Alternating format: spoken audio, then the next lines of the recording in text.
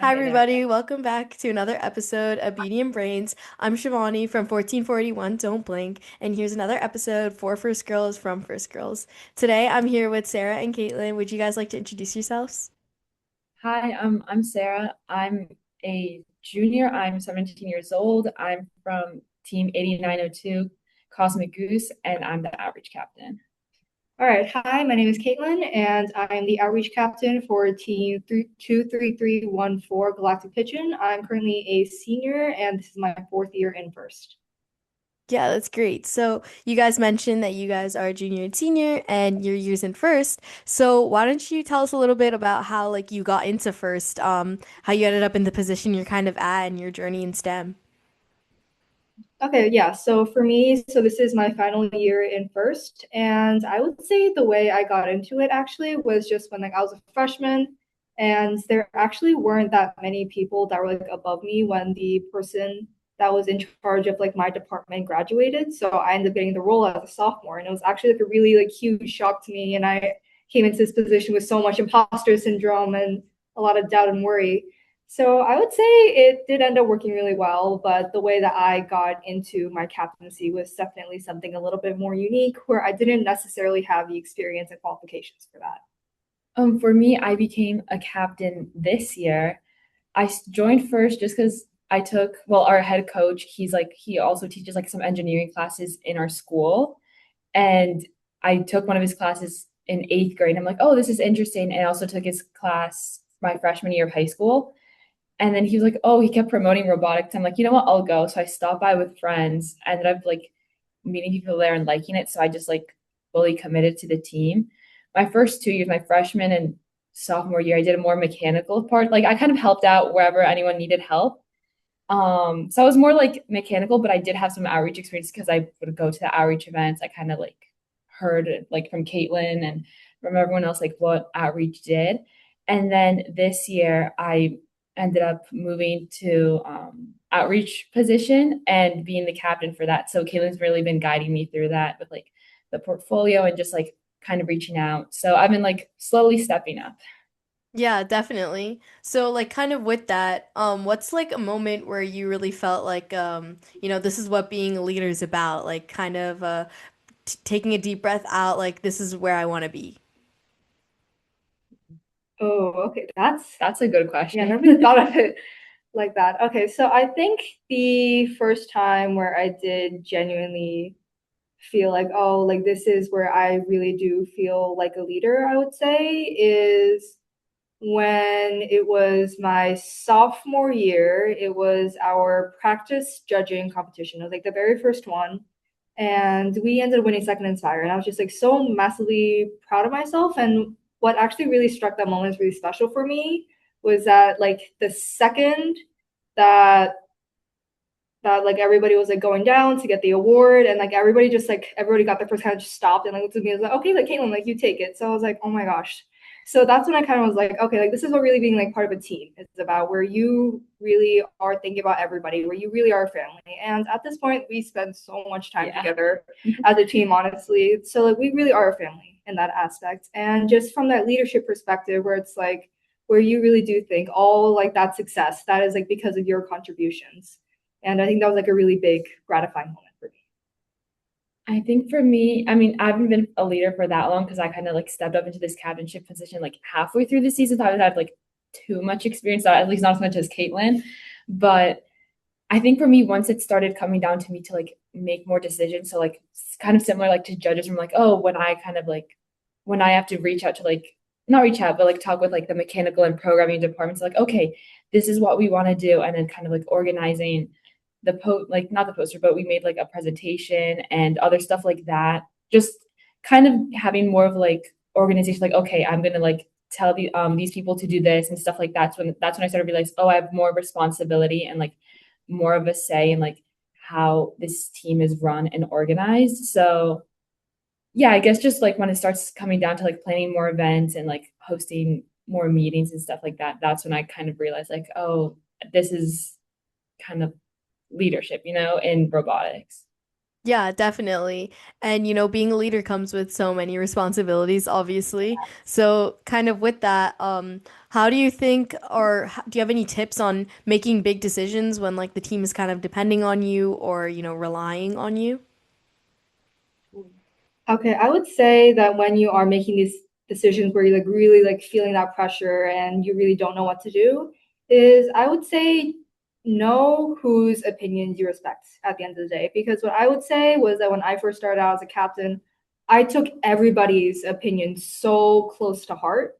And what I kind of have realized as I have been spending more time with like my fellow captains and fellow people just like on the team is that the people whose opinions you take into account really matters. So I would say find the people whose opinions you completely trust, no hesitation at the end of the day. So like your coaches, your fellow teammates, and all of that. So that's why whenever I feel like I am making a really big decision, I do like to ask my captains and say, hey, what's your take on this? Even though it might seem kind of silly, almost where you are asking these things, I feel like it is still important to get everybody's perspective on this because at the end of the day, you are moving as a whole unit and not as individual people where you need to move as a whole, where you guys maybe you're not necessarily all in agreement, but where you're all aware and you can understand everybody's rationale, I would say, behind those decisions.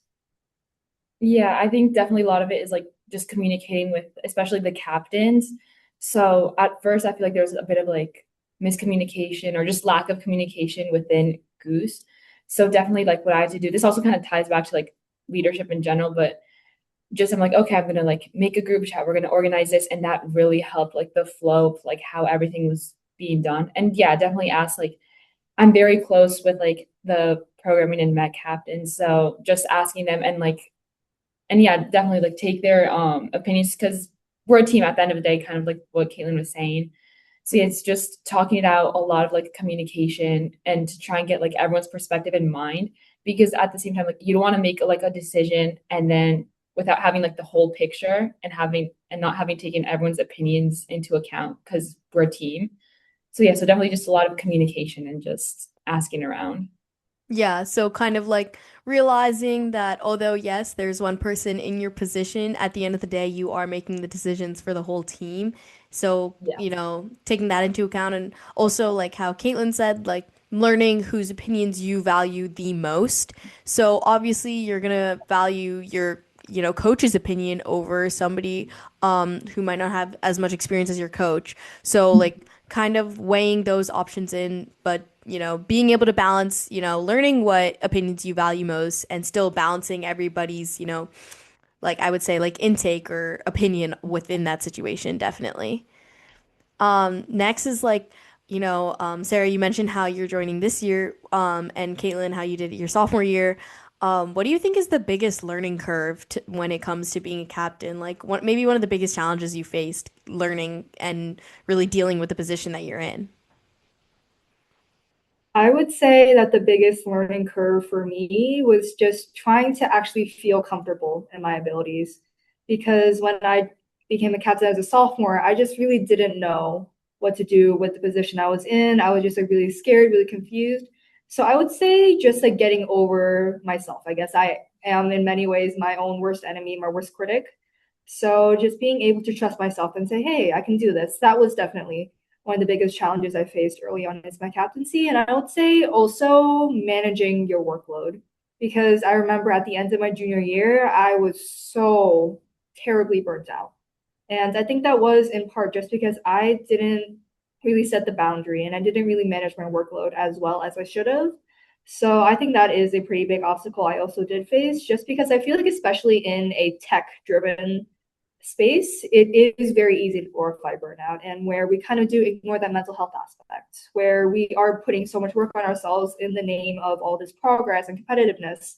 But then we do also forget that we are human and we are very capable of burning out and being stressed and very overwhelmed.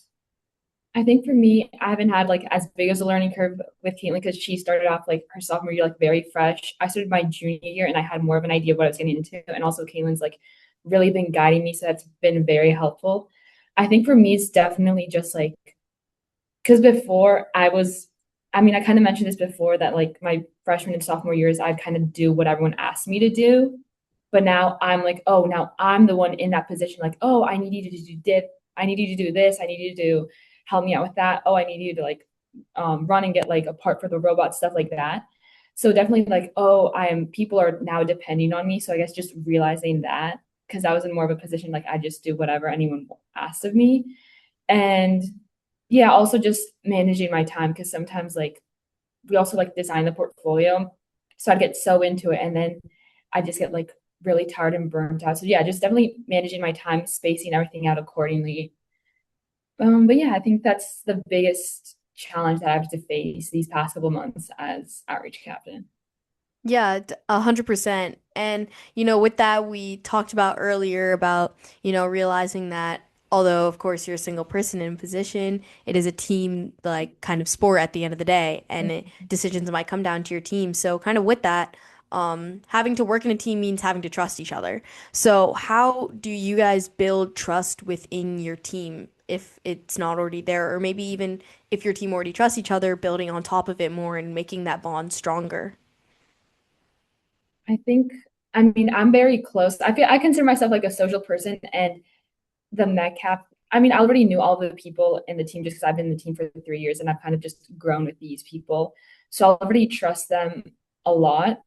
So definitely just to build off, like establish more trust is just communicating and saying like, or like, for example, like Joe, who's our like programming captain, sometimes he seems like very like locked in, and he's just not really talking to anybody. And that's when I know like, oh, he's like really focusing. I need to just trust him that he's going to finish because it's not my place. Because I don't really know much about like programming. So I'm just like, okay, I need to trust him on his process. Like I know he can do it. I know he's capable. And especially like because I always want to help out, but I always can't help out like in other departments as much just because I don't have that knowledge.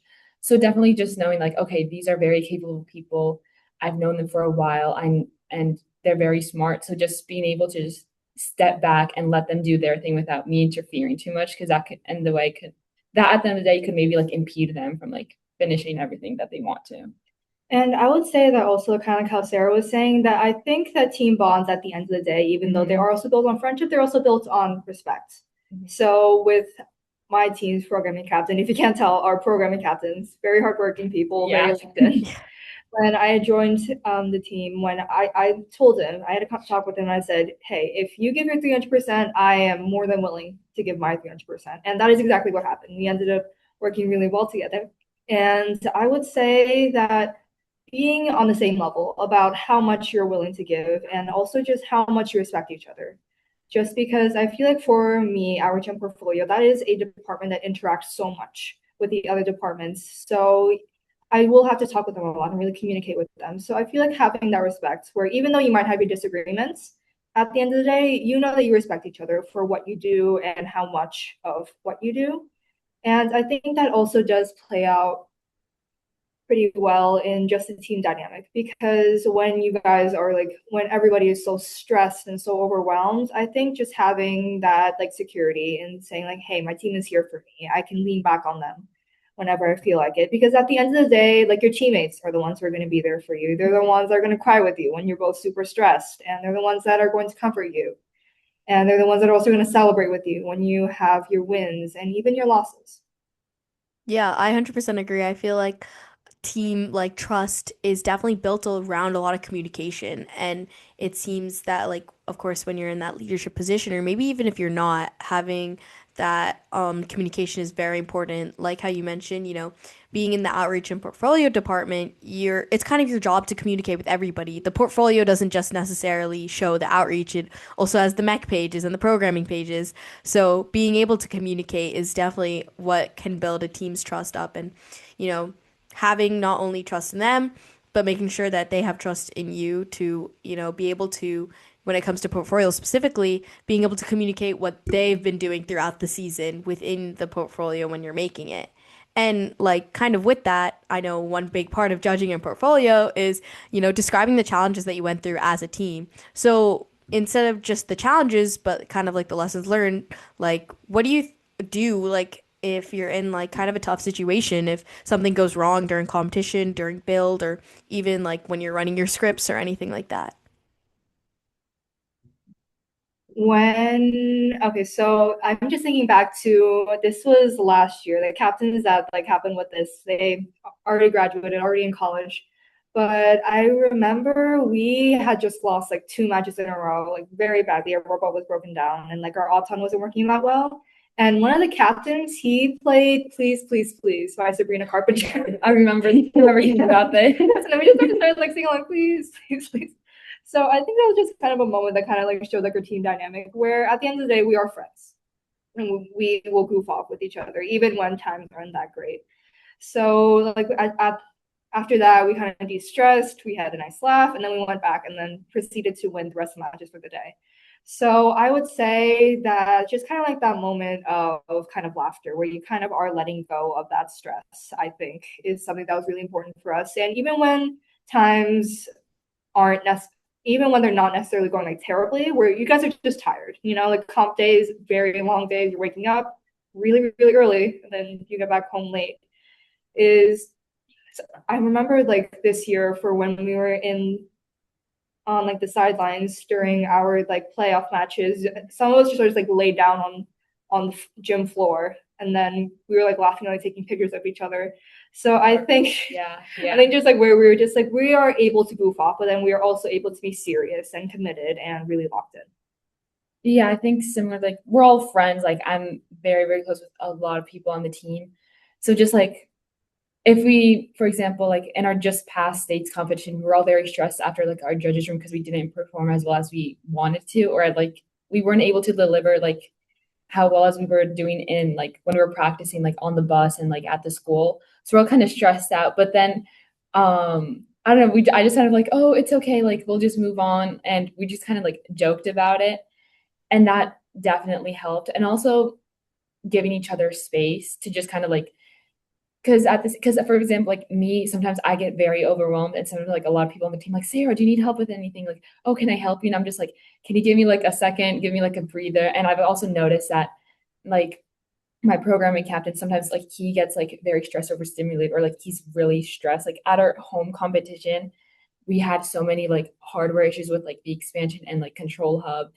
It was a mess. And he was like very stressed, and I was just there wasn't much I could do. So that's like another moment where I just had to step back, but also told everyone like, okay, just give him space to work on what he needs to do, because as much as like we all want to help, we can't do anything, and by us crowding around him, like that's not really going to like add that's going to add more stress. So just kind of stepping back, giving each other space when we need it, and like kind of knowing like their boundaries, I think that helps like ease attention. Eventually, like we were able to fix the problem, and we ended up like being able to like progress to states. And yeah, just like overcoming problems by giving each other space, and also like if they need help, help them whenever they can. And same thing, just joke around, because at the end of the day, like robotics is like meant to be fun. It's like an extracurricular, right? So I mean, something that we're very committed in, but at the end of the day, we're supposed to have fun. So definitely like kind of finding like the balance of like just like laughter and like enjoyment, and also like being very serious. Yeah, definitely. I mean, it goes back to that trust thing and like having respect for each other. When all's going wrong, like, obviously the first thing that you want to do is kind of decompress. And for different teams and for different people, it looks very differently, like how you said, with like just taking a step back and just being like, okay, like I have trust in you, you decompress in your own way versus kind of just joking around with your team. Because I agree with you, at the end of the day, it is meant to be fun. That's what first stands for, to have fun with each other. Definitely. And another thing is like how, you talk about how about having like fun within your team, having trust, all being friends, and kind of with that, how do you guys like bring out the best in each other and, tips for bringing the best out in your teammates? I think one thing that did kind of do it for one of our programming officers. So I'm not gonna lie to you, I wasn't really that fond of him last year, but then when he came again this year, I think what like really did it for us was just like the shared proximity. And also because we kind of realized that as we spent more time together, we are kind of seeing eye to eye on a bunch of different things, our work ethic, our perspective on all of this, and how we want to go about like running the team. And I think also having like that shared these like shared common interests. Like for him and me, even though we do have really different tastes in music, like very, very different to the point I will like chase him away from the queue if we're playing music in the room. But but I think like being able to joke around with each other, where it is the point where we will just like joke around, like in competitions. And I think that is something that like a judge like commented on, where just like, yeah, I just love to see like your team dynamic where you guys are like able to joke with each other, but like still support each other. And I'm very close with him now, and having like that shared interest in like the music, and also just like talking about school, and like having like their shared stress, and also being able to be really honest with each Mhm. other, I think was something that really did bring us closer. And I do also think like when I was trying to get close to some like the upperclassmen, I do think that a big part of why I was so close to them was that they reached out to me first. So when I was a sophomore or like a freshman, I was very shy, just like so painstakingly, just like very introverted. And they're the one that reached out to me, like say like, hey, like, do you want to go do this with us? Or like, hey, like, do you want me to like drive you home? And something like that, where like they just like come up to you like during meetings, just like, hey, how's it going? So I think always like reaching that hand out is something that was really important for me, and that was like a really big gesture that I really appreciated. Yeah, same with me. I remember that after one competition, this was like my freshman year, and the outreach captain for the time, Noah, it was like after competition, and everyone was like tired and going home. And I was gonna go home, but he's like, "Hey, does anyone like want to go with me and stop by at Wendy's?" And I was just like, and that really like, I don't know, that made me realize like, oh, these people like are very friendly, because I was still like very nervous. I was still had no idea what I was doing, and I went with him and the current mech captain at the time. She wasn't mech captain. We like did everything together, and just doing that, I don't know, brought the three of us closer together. And also just we spent so much time with each other in the room. Like we're obvious, and at some points we're gonna like get off topic. So just having conversations, same thing like about school and stuff like that, and just shared interests. And I've grown so close with like the mech captain. She's one of my like best friends, to the point where we've gone on like school ski trips together and stuff like that. So just talking, reaching out, constantly texting. And also I remember it was one time after like an outreach event that we did. Um, some of us like the teams kind of like split off, but then I'm like, oh, do you guys want to like go and eat? So we just walked into town and we were just eating. I was just talking with like the underclassmen, like the some of the sophomores. And then I started thinking like, wow, this is like kind of what I did, what Noah did for me when I was a freshman, like taking me to Wendy's, and we just went to like a restaurant and we just got like ramen. And it was just really nice to just get to really know them outside of like the school environment, you know? So just definitely like reaching out, always texting, always talking, and just at the end of the day, we have like one big shared interest, which is like robotics, you know, because that's why we're all there. So yeah, and even if we do have like different interests or different backgrounds, like it's fun to like learn more about each other. So just a lot of communication as well, and just goofing around, joking around. Yeah, definitely. I mean, like that, like school or maybe even competition robotic setting doesn't always bring out the best in some people whenever you're under pressure and you're a little stressed. So I think definitely like taking them out of that environment, out of that stressful kind of pressured environment, can bring out the best in a teammate 100%. Like, I more than I like to admit get really stressed out during robotics and then I just end up becoming mean. But, my teammates always know, like, no, like, just give her a second. Like, she's just stressed out. Like, she's not usually like this. And I feel like everybody gets like that sometimes, especially, that night before a competition, trying to pack all your batteries and all your stuff. It can get like a lot sometimes. And, it doesn't necessarily bring out the best in people, obviously. And like kind of like with that, you have to learn obviously as a leader or just even as a good teammate that sometimes that isn't them in their best position, that isn't them at their best, Being teammates means like seeing them at their worst and at their best. And kind of with that, like what do you think is something that you've had to learn as a leader through the hard way? It's not something that you can just observe another leader doing. It's something that you have to go through yourself. Kind of like a challenge that you faced. I think that for me, what I found out very quickly was that when you are a leader, you don't always have somebody to really guide you. So you do kind of have to like force yourself to sit down and really figure it out yourself. And also that like at the end of the day, so much of your success comes from work ethic. I obviously know like so many like talented people, but then they are also just so incredibly hardworking. And I think that you could have all the talent in the world, but without that really good work ethic, that would just all be kind of useless. So I think that I do kind of owe like my work ethic and what I built up really to robotics, because I think that what robotics has taught me is that it's okay to not succeed, but make sure that if you don't succeed, it's not going to be because you didn't try hard enough.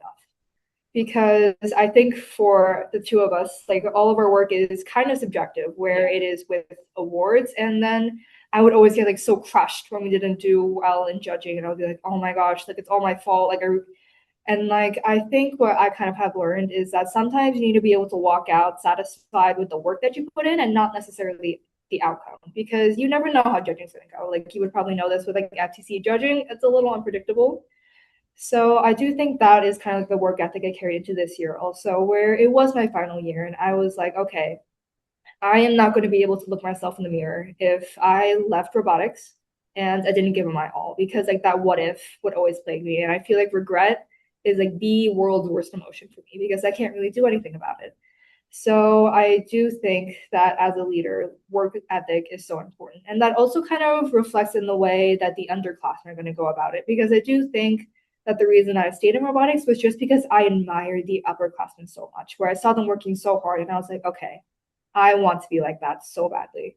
So part of the reason that I worked so hard this year and just like in general was just because I also wanted to inspire the underclassmen to say like, oh, she's working so hard.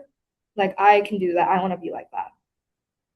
I think for me, something that I've learned a lot is just like something, I mean, same with like similar with judgment, just like how to really handle that pressure and how unpredictable competitions can be. Because before, like my first 2 years in first, I'd just help out, but I was more in the silence. Like I'd just be spectating. I'd like help out wherever I could. But during competitions, most of the time I'd just sit there. So then this year, it's something that I really learned, which I kind of just was learning on the fly. I was like, oh, how to be like a good like a coach or like a human player, what to how to handle like judges room and stuff like that, because I never really had too much experience doing that beforehand. So because a lot of those stuff like you kind of just learn in the moment, no one can really teach you like how to handle the pressure of like being out on the field or just like the chaos of like, oh, you have to queue up to your next match and all of that stuff, and like the pit interview stuff like that. No one can really prepare you for that because those are very spontaneous events. So I think that's something that I definitely like learned this year, how stressful competitions can be, because I've just honestly before I'd just be on the sidelines on my phone. I'm being completely honest. I would do nothing. I'd just be playing block blasts the whole time. This time I really learned that like what competitions are really about and how I can help like with the programming and Met captains like in those really high stakes situations where all their work, all everyone's like hard work boils down to like that one match that we're currently in. So definitely just being able to like help them out with like the strategy and stuff like that. So that's what I've really learned this year. Something that like as much as Caitlin has guided me, like you can't really teach that, So Yeah, and just to add on to that real quick, I think what robotics and just like as a whole it just has also taught me is just like what it means to truly be confident in yourself. Because I do feel like whenever like I see somebody like just like on the field, like as a team, if I look at like an individual person, I feel like at this point you or like anybody can kind of tell whether you are kind of secure in yourself and whether you are truly confident. Where I do think that also does kind of subconsciously or consciously, I would say, kind of reflect how other people kind of view you and also kind of how you do. Because I feel like if you are going into competitions or any situation really where you are just like really stressed and you're thinking, I can't do this, I can't do this, that does kind of reflect. So like I always think it's like a quote like somebody said, I don't even remember where this was from, where it's like, I am the best because I know I am the best, or because I think I'm the best. Where you kind of go in saying, hey, like I'm prepared for this. I'm going to do so well. I worked so hard for this. And I feel like that does kind of show in the way you carry yourself. Yeah, I 100% agree. And I think it's also like, recognizing that, not succeeding is not the same as failing. Like, not succeeding means not necessarily getting the award that you aimed for, or maybe not doing the best that you could in judging, but failing is, not even putting an effort in to get there. I think I 100% agree with what you guys are saying. And you guys kind of took the next question right out of my mouth was, how do you stay confident in those high pressure competition settings?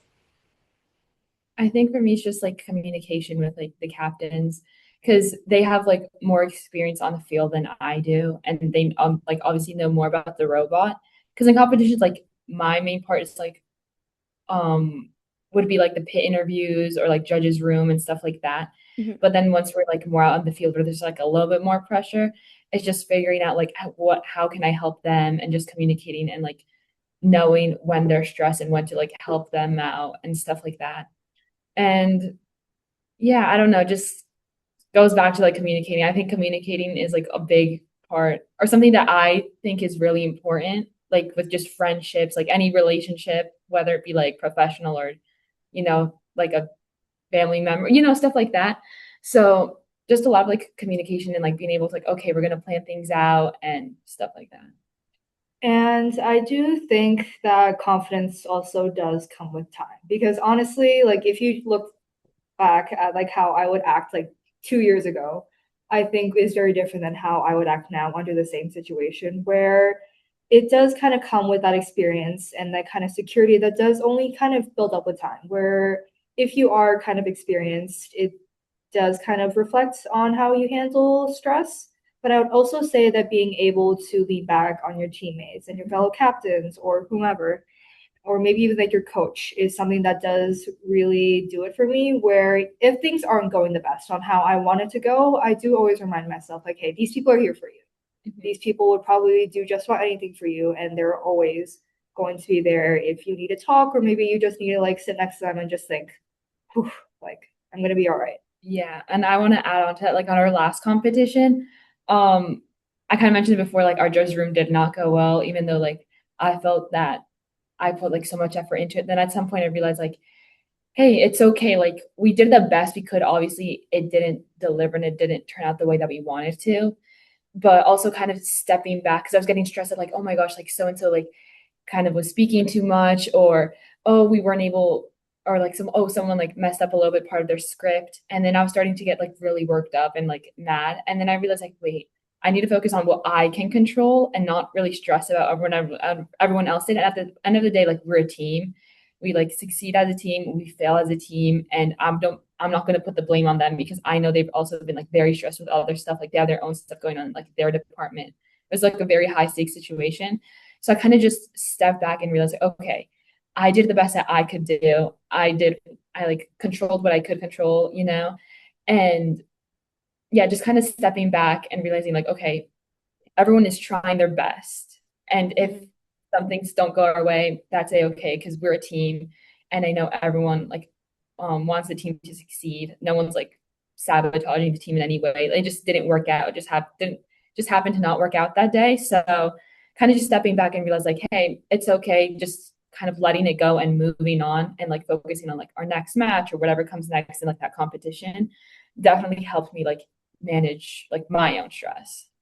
Yeah, definitely. And like how you guys said, like confidence does come with time and experience obviously, but I think it also comes with like a comfortability. Like, obviously when you're more comfortable with your teammates, you have more confidence like raising opinions and raising your concerns and ideas. Like I could also say that I'm much more confident on giving my ideas on the team than I was last season because I got comfortable with the people on my team.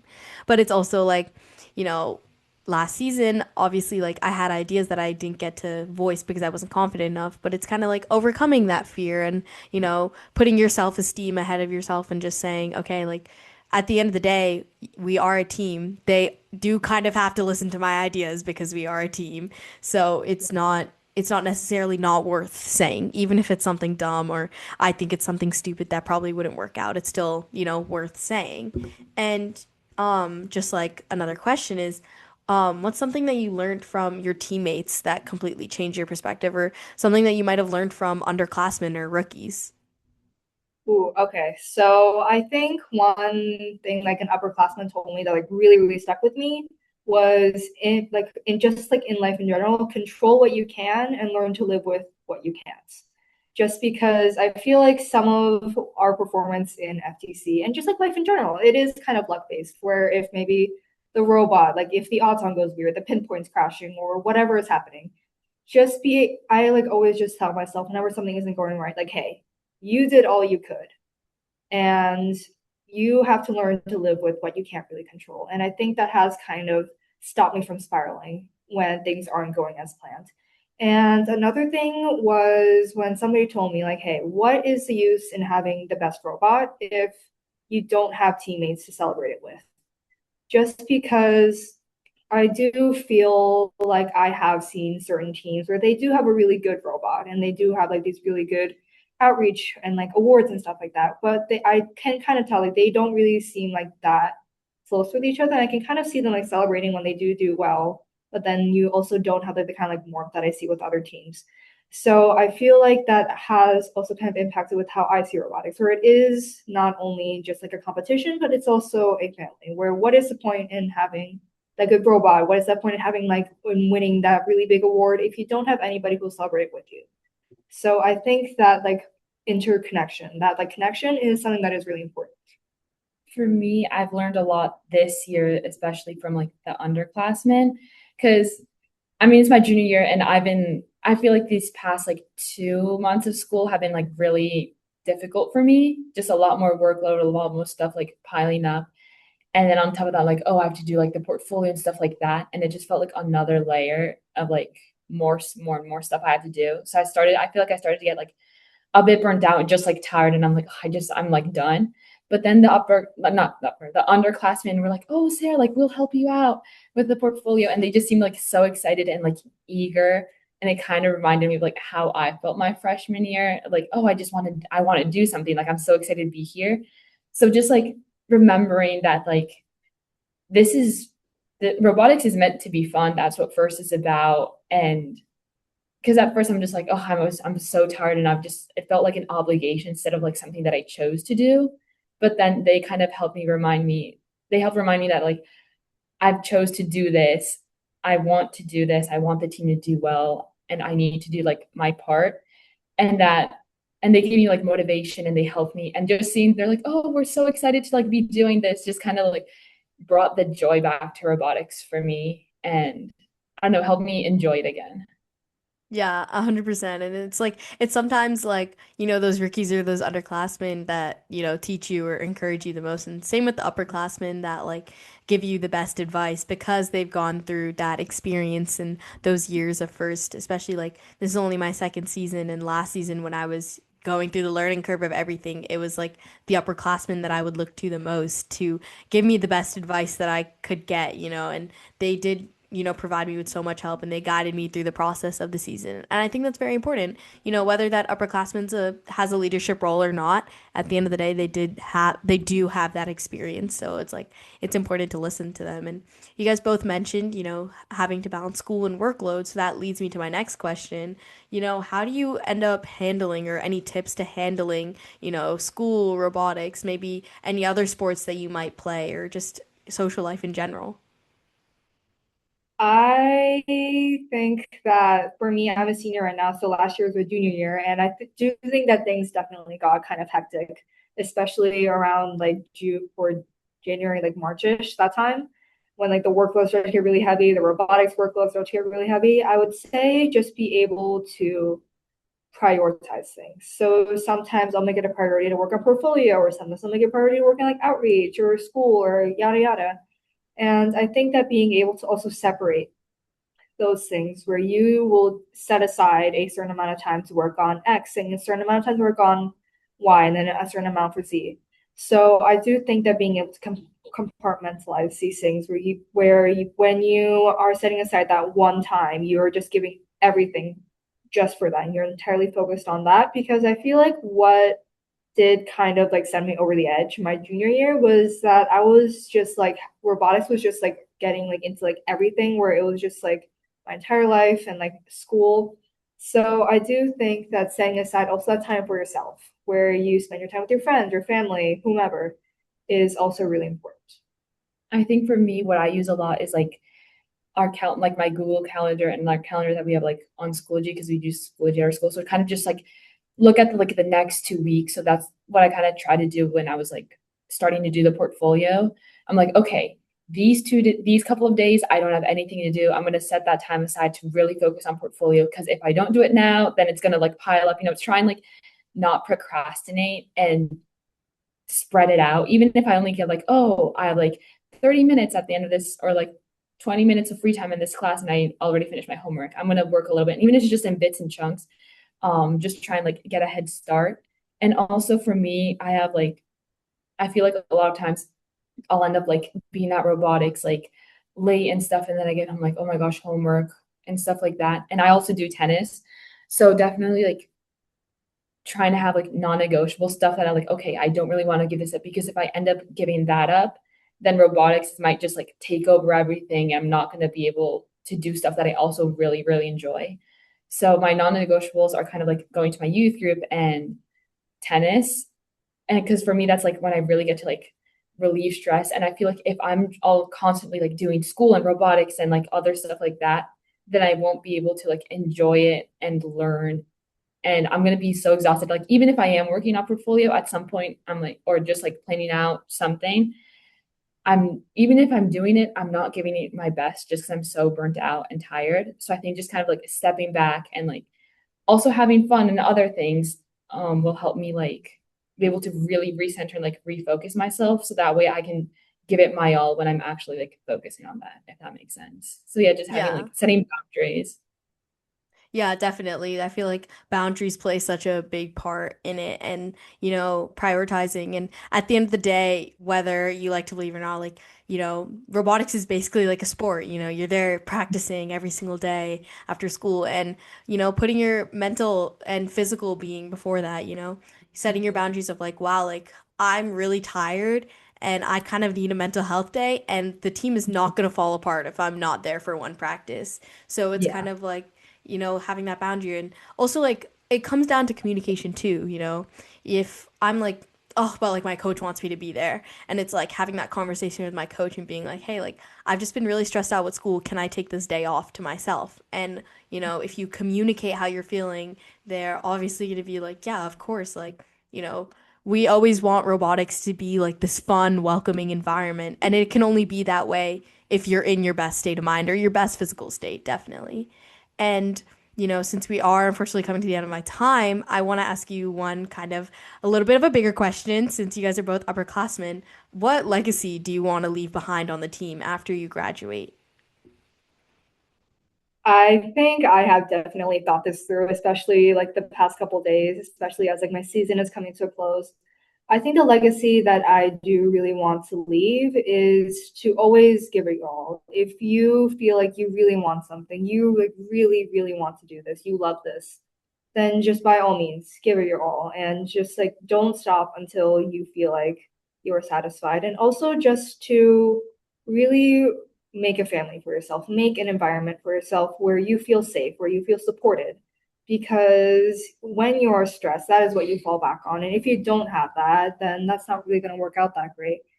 So I really do hope that as I'm graduating, I can kind of leave that legacy of really give it your best, because I do feel like, especially when we had our states competition this last Sunday, I feel like a lot of people, I could like with like what you told me, where you're just like, okay, like you work so hard for this, like we're so proud of you. I feel like that is really what I want to leave. So I am really happy with that.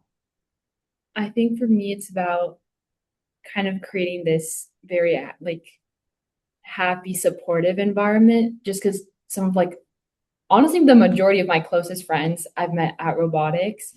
And at the end of the day, like kind of with like on what you mentioned before, like what's the point of having a good robot if you don't have people to celebrate it with? I'm consider myself a very social person. I get along, I try to like talk and like communicate and get to know a lot about like all the different people, like when I went out to like for lunch with like the underclassmen, just getting to know them.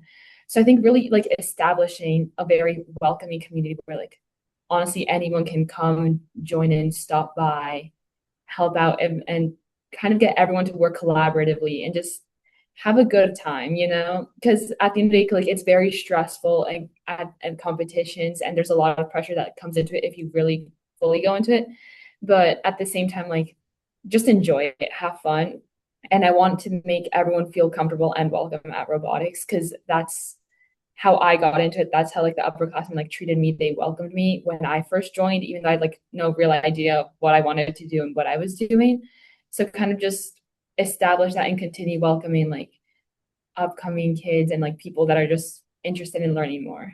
Yeah, and kind of what Sarah was saying. So I do feel like one really big thing that I've also seen, I don't know if like you could tell, but I feel like with a lot of the upperclassmen, just from like who I talk to, when we look at the underclassmen, the younger members, we see a pretty good amount of ourselves in these younger Yes. members. Yeah. Where it's like you can kind of see that like younger self that you did like all this for. Where like when I look at Sarah, I think back to like my sophomore year, I was like a little bit unsure, but I was still like really eager to do something. And I feel like that kind of environment where you can always lean on to like somebody for support, where you're never really truly alone, I think is something that I really hope that this program kind of continues on. And also just like FTCNJ, where I feel like we are kind of close with a good amount of teams that I've met so many amazing people. So hopefully FTCNJ, like it is very friendly, very lively to begin with, where I also do hope that continues. Yeah, definitely 100%. And like I said, it was a pretty big question and it's really something that, you're constantly trying to reflect on. I mean, like, I hope obviously to be in leadership position and I just think about that. Even if I'm not in that leadership position, like what impact do I kind of want to leave on my team? Because, Don't Blink is my first FTC team and hopefully will continue to be my FTC team that I'm on throughout my high school career. And it's like a constant question of like, what do I want to give back to a team that's given so much to me? Definitely. And unfortunately, we are coming to the end of my time a little bit. So I just want to thank you guys. I mean, all your experiences that you've shared are just truly amazing. And I want to congratulate you guys for Caitlin, you graduating, and Sarah for you getting that position this year. It's truly amazing. And obviously, it's amazing to see women in STEM and women in those captain positions. Like, I'm always here for it. So I just want to thank you guys so much. Thank Yeah, you for and having us. This is Yeah, great. thank of you for having course. us here. And also best of luck to you too. Yes, good Yes, luck. thank you. And to the viewers, thank you so much for coming in today's episode of Beauty and Brains. I'll catch you next Sunday. Thank you.